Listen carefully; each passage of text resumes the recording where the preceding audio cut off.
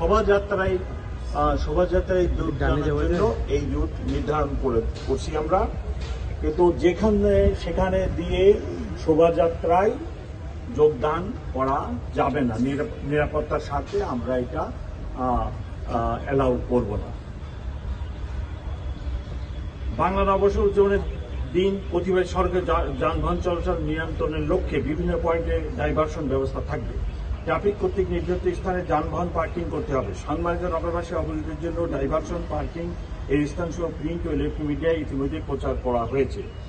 এখন আমার সাথে আমার সহকর্মী অতিরিক্ত পুলিশ কমিশনার ট্রাফিক সাথে আছেন, উনি আপনাদেরকে ট্রাফিক সম্পর্কে 1-2 মিনিট বলবেন। আপনাদের সবার মনে একটি প্রশ্ন, আমি এই ব্রিফিং শেষ করলে একটি প্রশ্ন করবেন আমাকে, সেই প্রশ্নটির জবাব আমি আগেই দিয়ে রাখছি।